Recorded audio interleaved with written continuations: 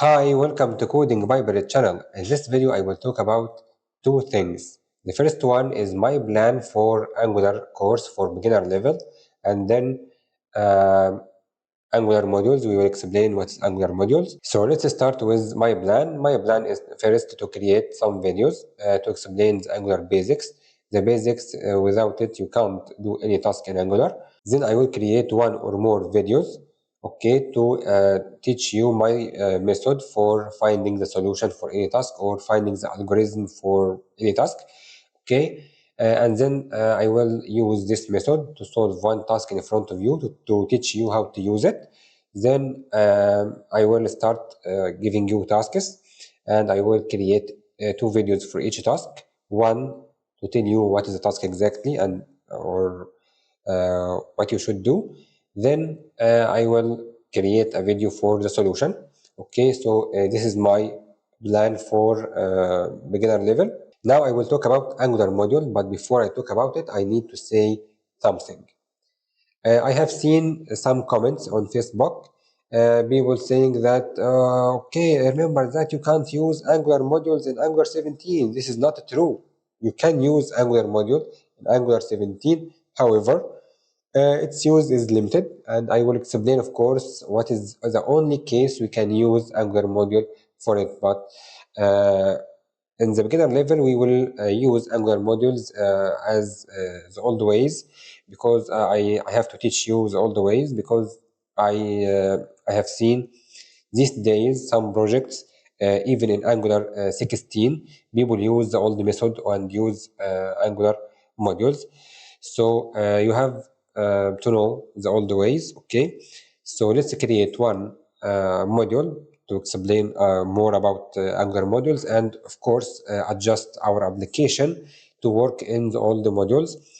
The first thing we have to do is creating one module.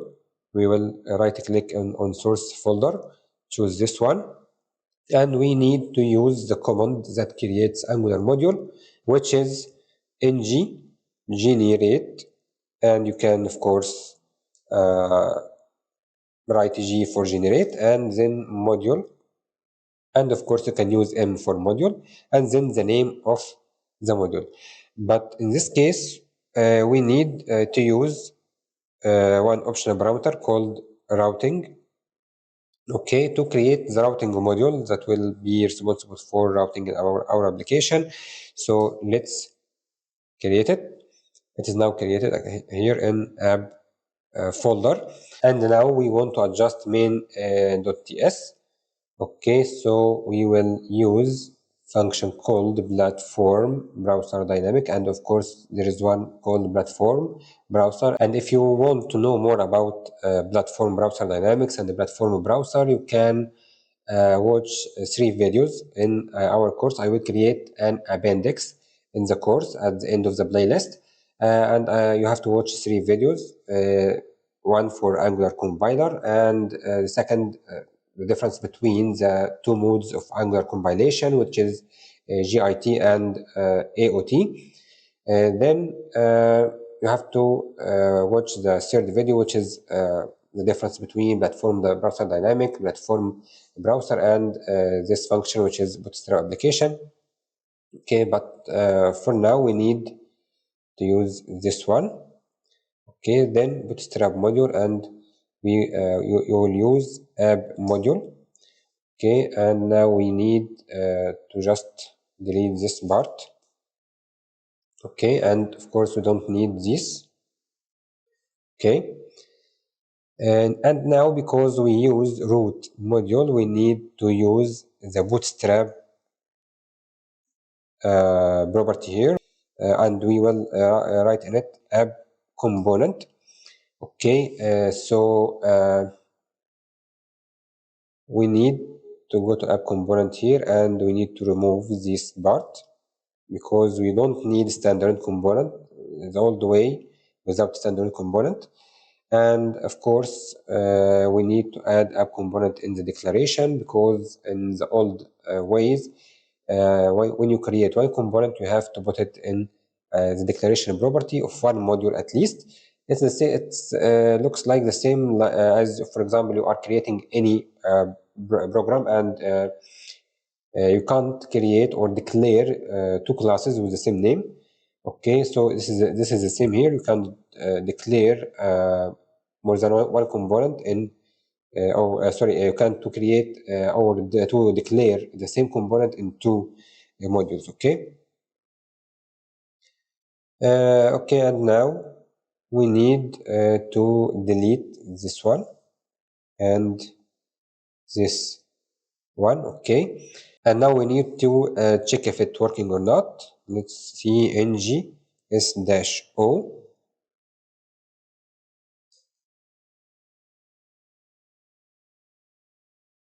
Okay, this is not ours. Okay, you can see that there is no errors here, but actually there is one error because we can't see anything. It's just a white page, which is not logic. So you need to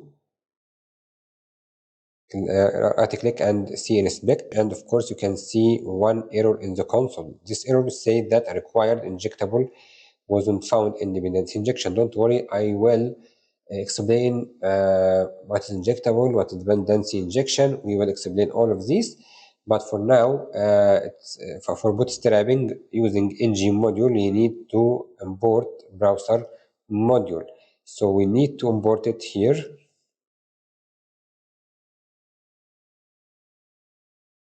Okay,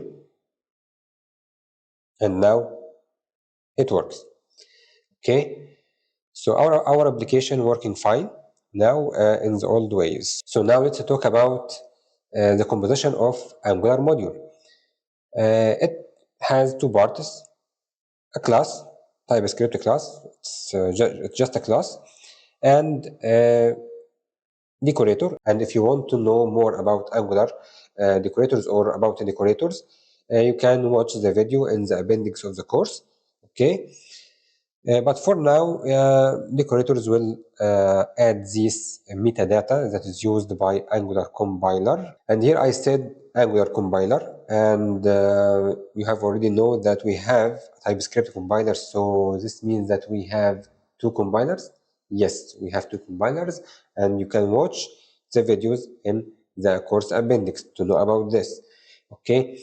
But for now, you have to know that this is just a metadata used by Angular compiler. So what exactly are these properties? And also there are two properties that we need to know about it. Okay, and providers. Okay, so declaration, as we said, that it's just declaring components in our application, and as I said before, every component should be declared once in one module. Okay. Imports. Okay, if you have more than one component, you can import the modules or other modules that we need that are needed by the components in the declaration. Exports is just to make these components available for other modules. You should put them in exports property. And providers, this is for providing services in Angular, and this is specific to services that is used for dependency injection, and their services has another decorator called injectable. I will talk about all of these, but for now, you can imagine, like for example, if you have a company that, for example, give you the internet connection in your home, this is just a provider for internet service. This is like the same. Okay, and bootstrap property is to determine the root component, and we talked about it before. And of course, if you are using Angular 17 in the new way, you will not need bootstrap or declaration. So now let's talk about the uses of Angular module. We talk about one, which is organization. Okay, it's very easy, and the second one is encapsulation. To understand what actually encapsulation is, you can see this part. Here we have, for example, two modules, X and Y. Module X has two components, A and B. and Y has two components C and D. Okay, and of course each one of them has the import and the export. Okay, suppose that component C need to use component A, so we have to import all this module inside this part, but component C will not use component A unless it will be found here in A export property. So this means that if we want to make app component available to other modules, we have to put it inside the exports property in the app module decorator. Okay.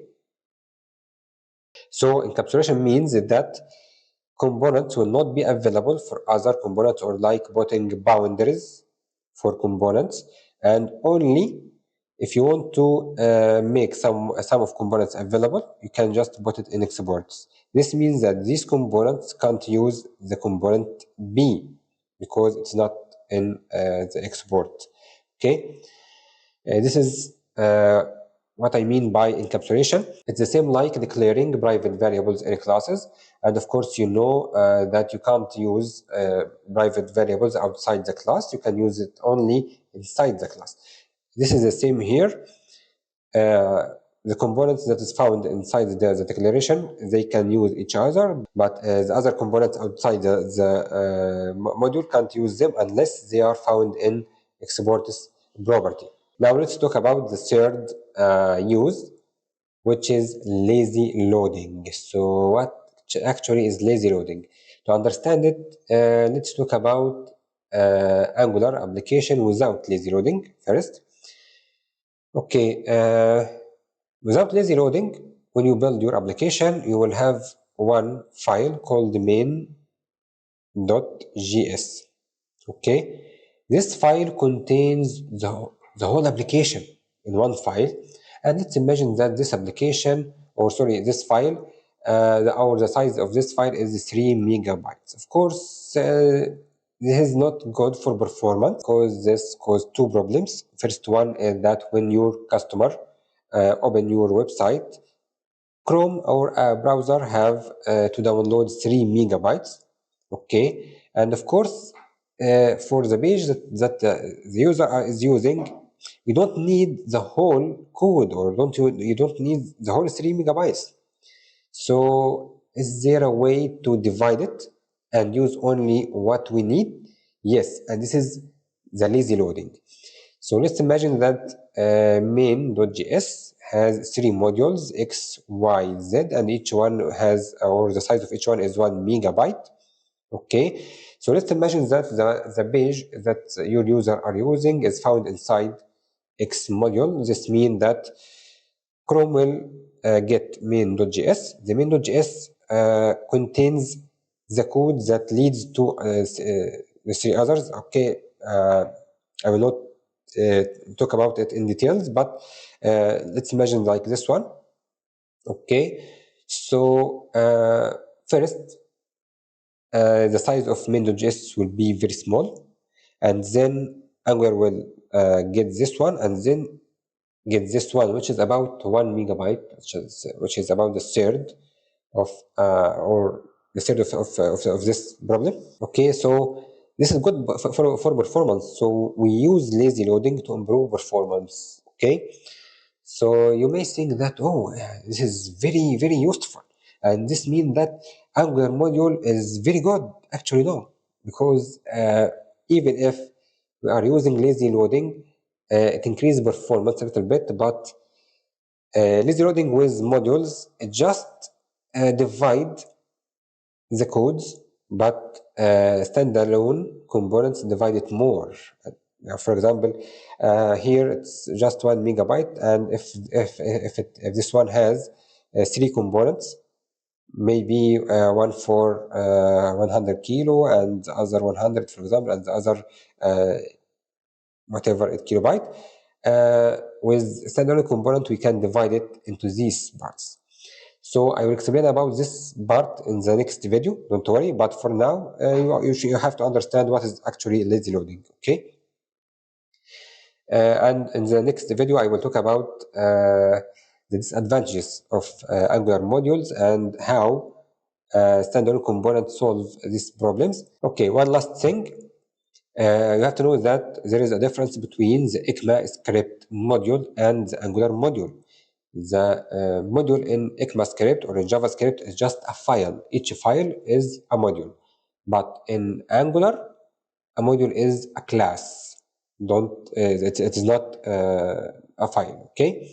So before end our video, you have to save our project in GitHub. So let's start doing this. We will do git add.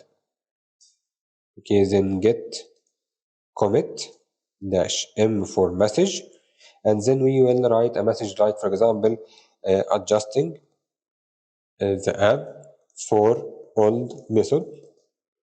Okay, then we will write git push. Now it is saved on GitHub. So this is the end of the video, and if you have any questions, don't hesitate to tell us or to speak with us, and thank you for watching.